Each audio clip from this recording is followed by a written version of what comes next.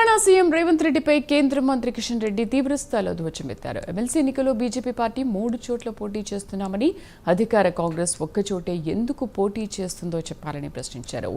ముస్లింలోని అన్ని వర్గాలను బీసీల్లో చేర్చే బీసీలకు కాంగ్రెస్ పార్టీ ద్రోహం చేస్తోందని మండిపడ్డారు. ఫోన్ ట్యాపింగ్ కేసును సీబీఐకి అప్పగించాలని కోరుతున్న సీఎం రేవంత్ రెడ్డి కేసీఆర్ కుటుంబంతో కుమ్మక్కై ముందుకు కదలనివ్వడం లేదన్నారు.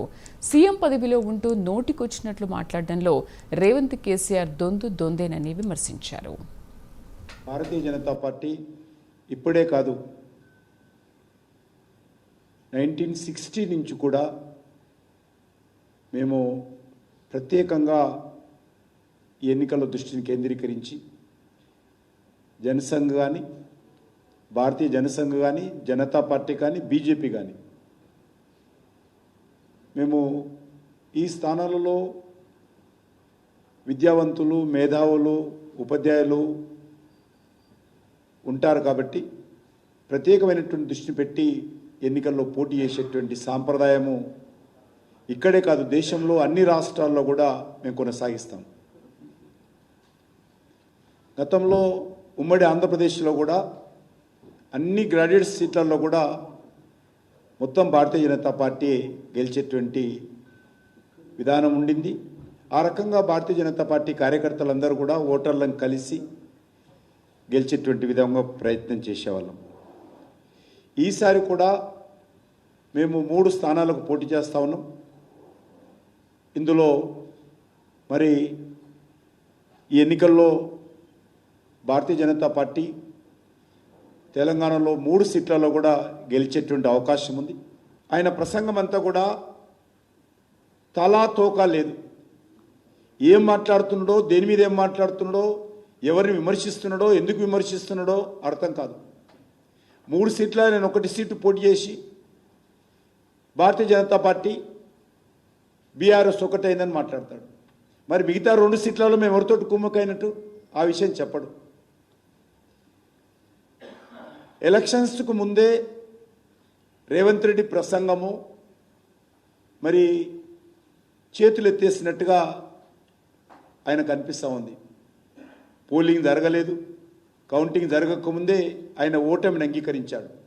ఈ సీటు గెలిచినా గెలవకపోయినా మా ప్రభుత్వానికి వచ్చేటువంటి ప్రమాదం లేదని ఒక దిక్కు అంటూనే, ఓటమిని అంగీకరిస్తూనే భారతీయ జనతా పార్టీ మీద కూడా ప్రధానంగా బురద జల్లేటువంటి ప్రయత్నం చేస్తూ ఉన్నాడు. కాంగ్రెస్ ప్రభుత్వము చేసిందంతా కూడా ద్రోహమే. ఏ ఒక్కటి కూడా ప్రజలకు ఇచ్చినటువంటి హామీ అమలు చేయనటువంటి ముఖ్యమంత్రి ఈరోజు నిస్సిగ్గుగా, నిర్లజ్జగా ఈరోజు ఆయన ఉపన్యాసం ఇస్తుంటే తెలంగాణ ప్రజలు నవ్వుకుంటున్నారని మనం చేస్తున్నాను. మీరు ఇచ్చినటువంటి ఏ గ్యారంటీలు అమలయ్యా అని ఈరోజు అట్లా అడుగుతున్నారని చెప్తా ఉన్నాను. ఈ తెలంగాణ అంతేదో అభివృద్ధి జరిగినట్టు, తెలంగాణ వచ్చినటువంటి 14 నెలల్లో ప్రజల జీవితాల్లో మార్పు వచ్చినట్టు, ఇచ్చినటువంటి హామీలు అమలు జరిగినట్టు, ఈ రాష్ట్రంలో ఉన్నటువంటి యువతకు ఉద్యోగాలు ఇచ్చినట్టు, ఈ రాష్ట్రంలో ఉన్నటువంటి రైతులందరూ కూడా మరి అందరికీ అన్ని రకాలుగా సహకారం అందించినట్టు, మహిళలకు సహకారం అందించినట్టు ఈరోజు రేవంత్ రెడ్డి ప్రసంగం ఉన్నది. ముస్లింలు బీసీలుగా చేరిస్తే తప్పేంటి అని, బరాబర్ తప్పేది. ఈ హైదరాబాద్ నగరంలో 150 మున్సిపల్ డివిజన్లుంటే అందులో 50% సీట్లు బీసీ సామాజిక వర్గాలకు రిజర్వ్ చేస్తే కార్పొరేషన్లో కార్పొరేటర్లు, అందులో 30% పైన అంటే 30 సీట్లకు 50 సీట్లలో 30 సీట్లకు పైగా మజ్లిస్ పార్టీ అభ్యర్థులే గెలిచినటువంటి పరిస్థితి హైదరాబాద్లో ఉంది. ఈ ప్రమాదాన్ని మేము హెచ్చరిస్తున్నాం. గతంలో కూడా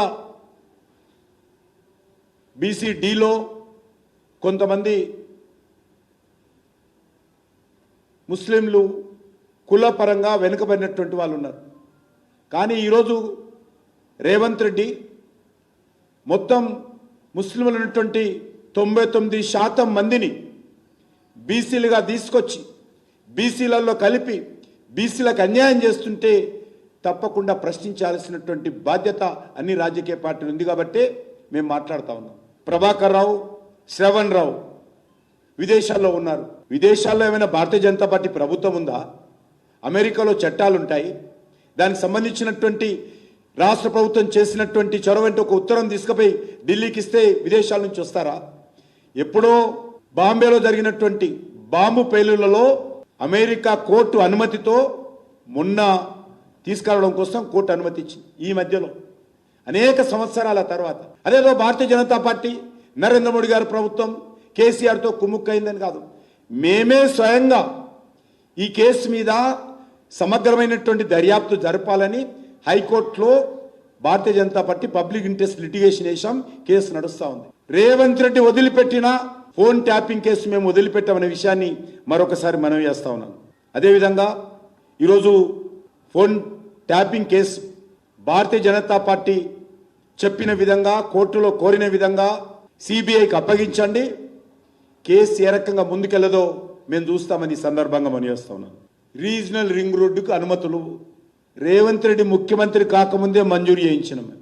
రేవంత్ రెడ్డి ముఖ్యమంత్రి కాలా, రీజనల్ రింగ్ రోడ్డు తెచ్చింది నేను. ఈరోజు ఆయన నా మీద ఆరోపణలు చేస్తున్నాడు. రీజనల్ రింగ్ రోడ్డు అనుమతి రాకుండా అడ్డుకుంటున్నాడు. ప్రధానమంత్రిగా చెప్తున్నాడు ఇవ్వకుండా. ఇంత దిగజారి ఒక ముఖ్యమంత్రి స్థాయి మరిచి ఈ రకంగా మాట్లాడము, ఇది తెలంగాణ సమాజం అంతా కూడా మరి అర్థం చేసుకోవాల్సిందిగా కోరుతా ఉన్నాను. ఆ స్థాయిలో ఆయనలాగా మాట్లాడము మాకు మనసు ఒప్పుకోదు, మాకు అలవాటు లేదు. కొద్ది గొప్ప నైతిక విలువలు ఉన్నాయి, మాకు నైతిక విలువలు ఉన్నాయి. కాబట్టి గత అనేక సంవత్సరాలుగా ఇదే పార్టీలో ఇదే జెండా మోస్తా ఉన్నాను. ఆయనలాగా పార్టీలు మారాల, గంటకో మాట మాట్లాడలే. దయ్యమైన సోనియా గాంధీ దగ్గరకు పోయి ఈరోజు దేవతని కాళ్ళు పట్టుకోలేను. నేను నా పార్టీ ఏదో, నా సిద్ధాంతం ఏదో, నా జెండా ఏదో, నేను నమ్మినటువంటి లక్ష్యం ఏదో, ఆ లక్ష్యం కోసమే పనిచేస్తున్నాను తప్ప ఆయన భారతీయ జనతా పార్టీని నన్ను విమర్శించేటువంటి నైతిక హక్కు ఈరోజు రేవంత్ రెడ్డికి లేదనే విషయాన్ని ఈ సందర్భంగా మనయేస్తున్నాను. ఆయన మోడీతో కొట్లాడతాడట. తెలంగాణలో నీ కొట్లాట అయిపోయింది. 14 నెలలకే నీ కొట్లాట అంతా తెలంగాణ ప్రజలు అర్థం చేసుకున్నారు. ఇక నువ్వు మోడీతో ఏం కొట్లాడతావు?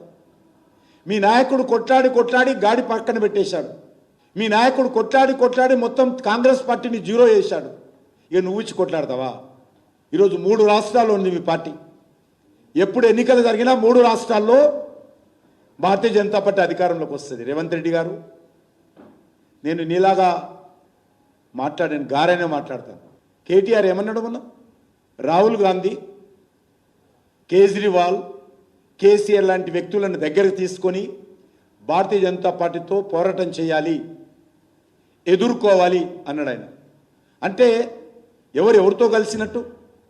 ఇటీవల జరిగినటువంటి రాష్ట్రపతి ఎన్నికల్లో ఒక గిరిజన బిడ్డను మేము రాష్ట్రపతి అభ్యర్థిగా పెడితే కాంగ్రెస్ పార్టీ అభ్యర్థిది ఎవరు మద్దతు ఇచ్చారు?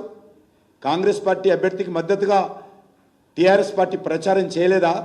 ఎలక్షన్స్ గురించి చాలా తక్కువ మాట్లాడాడు, గ్రాడ్యుయేట్స్ గురించి చాలా తక్కువ మాట్లాడాడు, పట్టభద్రుల గురించి చాలా తక్కువ మాట్లాడాడు, రాజకీయాలు ఎక్కువ మాట్లాడాడు. మేము ఖచ్చితంగా మొన్న జరిగినటువంటి మా ప్రచారంలో ఈరోజు కూడా రేపు కూడా మేము జీవో 317 గురించి మాట్లాడాము.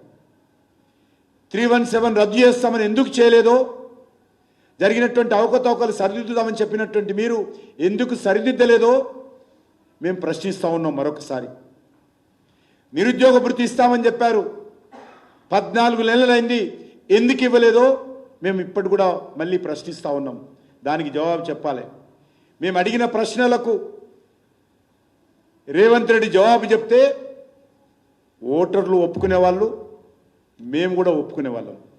కానీ ఈరోజు మహిళలు కానీ, విద్యార్థులు కానీ, నిరుద్యోగులు కానీ, ఉపాధ్యాయులు కానీ, ఉద్యోగస్తులు కానీ, రైతులు కానీ, ఉద్యమకారులు కానీ, ఆటో డ్రైవర్లు కానీ, అన్ని వర్గాల ప్రజలు ఈరోజు అసంతృప్తితో ఉన్నారు. అరచేతిలో వైకుంఠం చూపిస్తున్నాయన. ఈ 14 నెలల్లో తెలంగాణ అంతా స్వర్గమైందట.